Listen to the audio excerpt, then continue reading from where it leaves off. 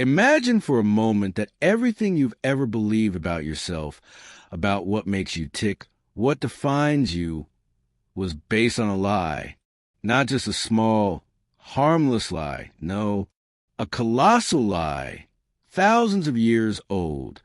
One that has survived the centuries and been repeated to you over and over again until you accepted it without question. I'm talking about your soul and your spirit. Two words we use every day.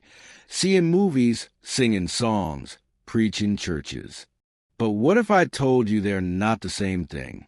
That the Bible, yes, that sacred book read by billions of people, hides a truth so profound, so explosive, that it could change everything? You don't believe me?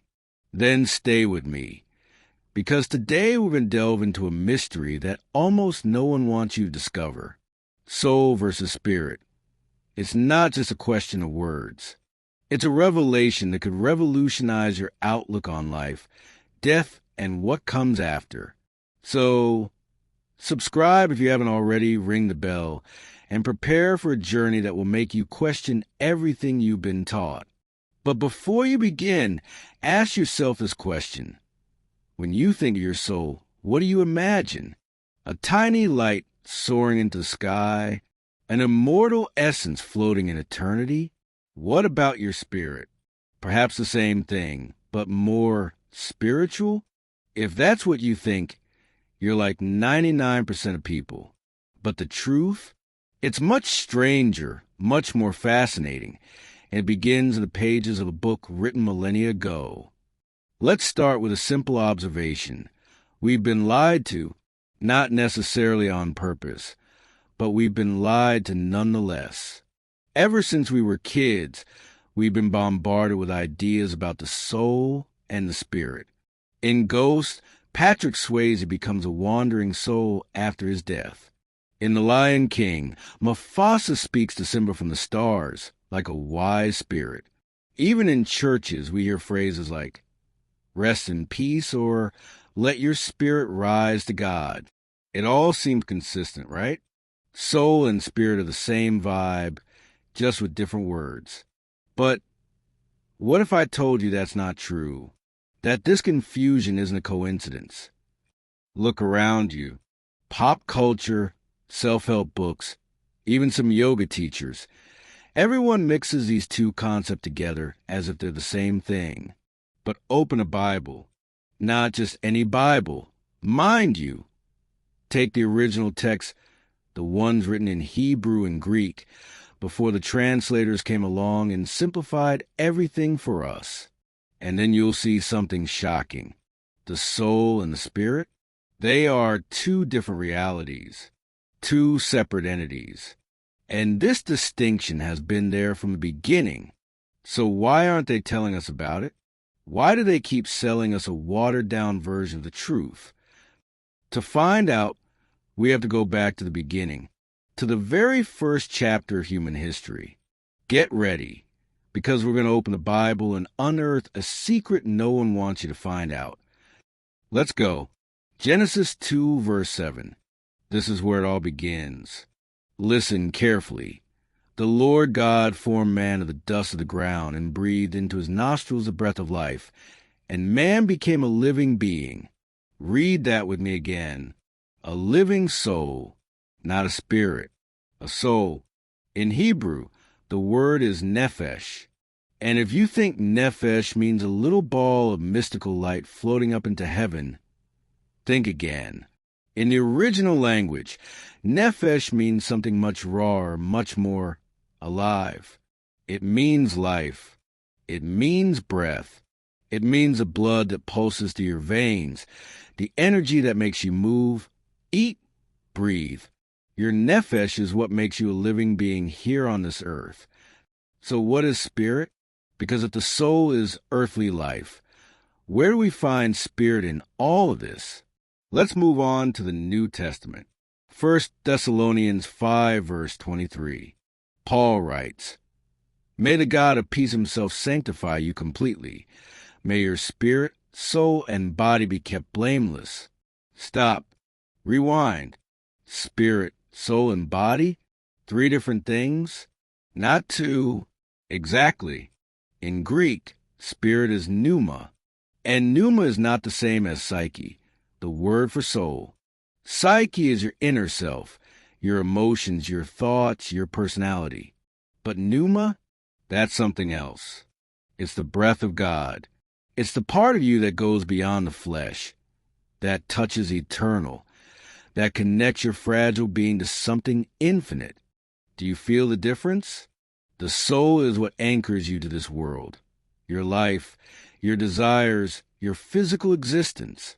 The spirit is what lifts you above it, what connects you to God. Two roles, two realities. And yet, in almost all modern translations, these words are jumbled, blurred, as if someone has decided it's too complicated for us. But why? Why are they keeping this from us? Stay with me, because we're going to dig even deeper, and what we find might send shivers down your spine.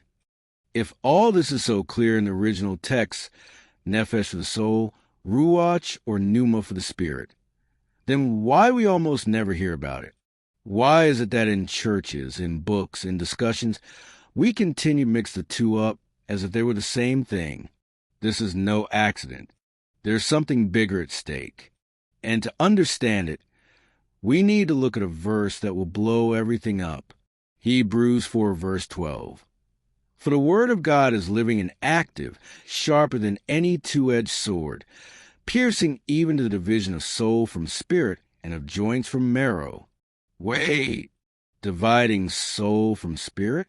But why would they be needed if they were identical? This verse is a bombshell. It tells us that these two things are distinct, so distinct that only divine truth can disentangle them. So why aren't we taught this? Why are we left in the dark? I'll give you a hypothesis, a bold hypothesis. What if this confusion isn't an oversight, but a strategy? Imagine for a moment if you knew that your soul is what binds you to this world, your fears, your desires, your mortal life, but that your spirit is what connects you to God, to eternity. Wouldn't you begin to see things differently? Wouldn't you begin to wonder what really matters? Perhaps this truth is too dangerous. Perhaps someone or something would rather you stay focused on the soul, on what you can possess, on what you can control, rather than on the spirit, which compels you to look beyond it. What if I told you this idea isn't new? Let's go back to the history of translations. In the 4th century, when the Bible was translated into Latin by St. Jerome, the famous Vulgate, the words anima, soul, and spiritus, spirit, began to get mixed up. Why? Because Latin didn't have the same precision as Hebrew or Greek. And over the centuries, this ambiguity took hold. Coincidence? Or a deliberate choice to keep people in the dark? So what does that mean to you? If soul and spirit are two different things, it reshapes everything. Your soul is what makes you laugh, cry, love, hate. It's your life in this fragile body, this spark that goes out when your heart stops beating. But your spirit, that's something else. It's what remains when everything else collapses. It's what can rise, commune with the divine, survive death itself. And if the Bible is right, then what you feed today, your soul or your spirit, determines what you will become tomorrow. Think about it. How much time do you spend chasing the desires of the soul? Money, fame, pleasure? And how much time do you spend cultivating your spirit? That part of you that yearns for the eternal, that seeks peace, that wants to understand. This distinction is a personal revolution, a key to living differently. And it starts with a simple act. Pick up a Bible. Read these verses for yourself. Look up nephesh and ruach, psyche and pneuma. See what no one has ever told you. Soul versus spirit. This isn't just a vocabulary lesson. It's a hidden truth buried in Scripture that could change your life. But don't take my word for it. Dig, search, and ask yourself, Why has this distinction been hidden for so long? What if this was just the beginning of the secrets that have been kept from you? If this video opened your eyes, leave a thumbs up, share it with someone who needs to hear it, and tell me in the comments, did you know the Bible made this distinction? Or is this the first time this truth has been revealed to you? See you in the next video to explore even more mysteries. See you soon.